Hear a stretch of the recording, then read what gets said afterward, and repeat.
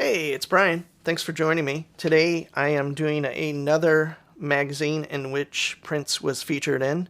There's two guitar players and one guitar world. The guitar world was from '94. This one here is from July of 2021, so super recently. And I have not looked at any of these, so it's a special tribute issue. So on the cover, pretty cool cover. He's got his great outfit on, and he's got the Horner, kind of that telly. Is it Top Cat? I think I'll have to look. But here he is with this a little bit of his pedal board. You see the Line 6. That's the filter pedal. Cool pedal. And here's some Boss stuff. Think purple is vibrato. That may be chorus. I'm forgetting. And that's probably the delay. So anyway, let's get going here. This one's really recent, so it's kind of fun. Here's all sorts of advertising, blah, blah, blah. Cool new Fender in the Jazzmaster shape there. That's kind of an acoustic electric. Here's a great picture of him playing what I want to get at some point is a Strat with EMGs and a Floyd Rose. I don't love Floyd Roses, but it'd be great to have some kind of tribute to him. And as much as I love the cloud guitar, I wouldn't spend that kind of money. So, and let's just cut to the actual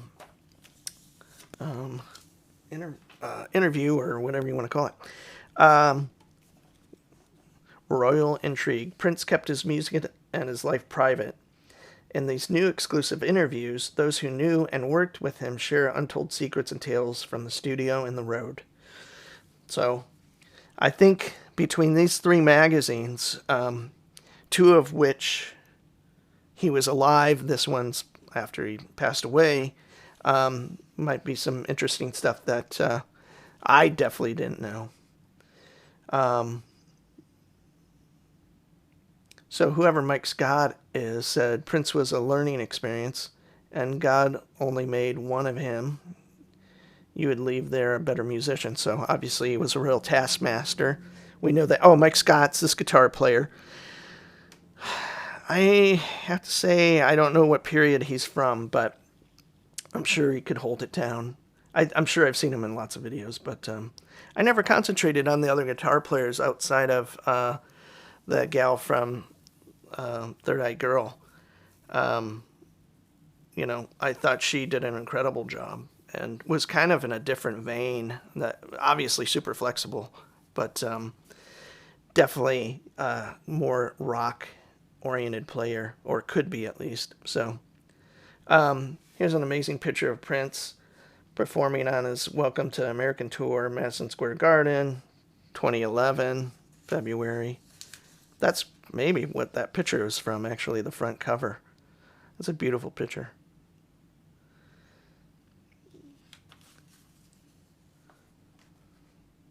So all sorts of different players. Oh, okay, here we are bringing it down to different people. So Des Dickerson must have been one of their earlier guitar players, obviously, from what I can tell and from that date. Here's a great question. Did you and Prince talk much about guitar as a gear? As he began to, this is Des talking about it, as he began to define what the elements of his sound were, there was a point on one of our tours when he asked to play a Telecaster because he had those Horner, Mad Cat, sorry, not Top Cat, Tellys he loved. There was a unique sound to those inexpensive guitars that became what he would be recognized as his sound. A couple of tours, we had kind of the same rigs. I'm paraphrasing. He had been using Marshalls at one point, then started going through Mesa Boogies, and that kind of morphed back. And then I would consider most of my favorite guitar tones that he has potentially the Mesa stuff. So I'm just a huge fan of Mesa Boogie myself, so I'm going to say whatever I want. Okay, here's Wow. They're talking about how the Lynn drum machine impacted his sound, and we're talking probably early 80s then. I'm not going to read through that so much, but here's Kate Dyson. Not really familiar with her. She was in the band only for a couple of years, 96 to 98, rejoining in 2005. She's asked, how did you communicate, or how did Prince communicate his guitar ideas to you? She's basically said you'd be standing next to him in rehearsal, and he would just play something once and say, "Got it." Jesus, talk about pressure. Anyway, I I don't know what I'm going to do. I mean, for myself, these are incredibly a great treasure.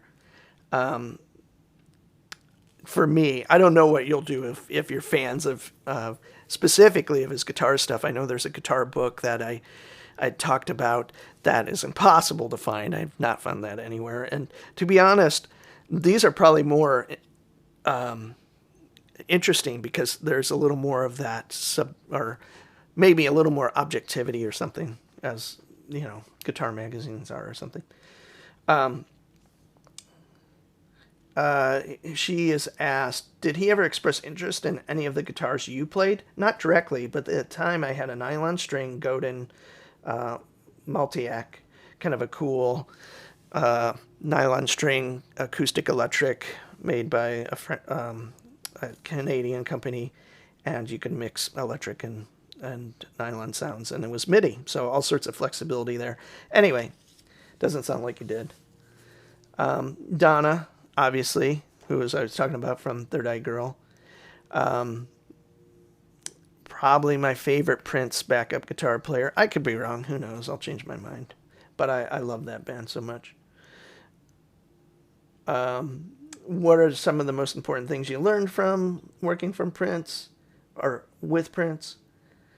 Sounds like, had to be a quick study and expanding, like basically just a better, well-rounded musician is what it sounds like. Did the experience affect your equipment choices? It definitely impacted my choices because she started using the Paul Reed Smith CE22 through a custom modded trainer amp. And that's kind of a weird amp. And then she's using a lot of the PRS Archeon amps. Archon. I'm familiar with those. And wow, a lot of Paul Reed Smith stuff. So she's probably a Paul Reed Smith endorser. And then they go on to talk about recording Plectrum Electrum. So here's a guy who recalls his life. His name is Hans Martin Buff. He's the engineer at Paisley Park. And let's see. You worked a lot with Prince one-on-one. What was that like? I worked with him every day for 4 years, and most things I did was just him and maybe a guest, so basically almost one-on-one. They started out as some kind of jam with the band or with some group of people, and then, it would morph into a song, and they'd work on it. Did he like to work quickly in the studio? Super fast, which is what I've read before. If you watch those Sunset studio videos with, I'm forgetting her name, but she worked a lot around the Purple Rain movie and record and those records, and she talked a lot about it, how he was pretty demanding and always had a million ideas and always working and all of that. So check those videos out if you want to see how he worked. And they're a little bit, it's a long time ago, so I don't know how much she actually remembers of all of it or whatever. But do you remember do you think Prince was able to conceptualize songs in their entirety? Saying when Greatest Romance Ever Sold from Rave, he came in with the finished lyrics, and at the end of the day, the song was done. So I would say it was some pre-formed stuff, and then he kind of worked it out. But I think he was kind of an experimenter in the studio and as a guitar player. So I don't know. Oh, here he says, Hans Martin Buff says, the way Prince worked, the recording was actually the act of writing. So he was using the studio as the writing thing, kind of guiding, experimenting.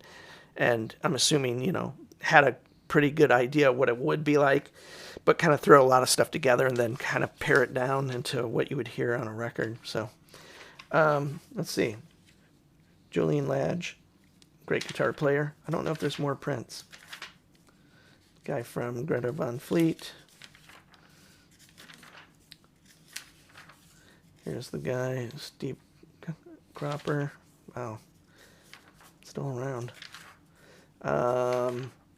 Probably no more Prince, but sometimes they... Oh, Wayne Krantz, great guitar player. Fusion guy.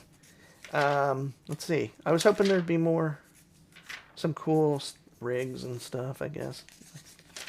This one's pretty recent, so you can definitely find this one. Okay, I thought there'd be more Prince stuff. Sorry. Hey, thanks for joining me, and I appreciate everyone following me, subscribing, commenting, all of that. It's been a really huge eye-opening and, I don't know, emotional journey, just kind of rediscovering Prince and all the great musicians he played with and all the great music he made. And the fans are super embracing, and I've had very little, if any, negative comments on all the videos I've done. And, sometimes I don't know the facts and I forget names and all of that, and I think some people might be upset by that. I guess I wouldn't. There's a way to address everything if you know something that person doesn't know. But I'm going to say that, no one's saying like, hey, that's a terrible version, or, I do a lot of different guitar-based reactions. And, yeah, anyway, I'm off camera, so this is kind of weird. But thanks for joining me. Here's the second, or actually the last installment, Prince, guitar player, July 2021, and kind of short and sweet, but some kind of more introspective or more people that work directly with him, adding some stuff into it. So anyway, hopefully this was interesting, and thanks for joining me. I'm Brian. Bye.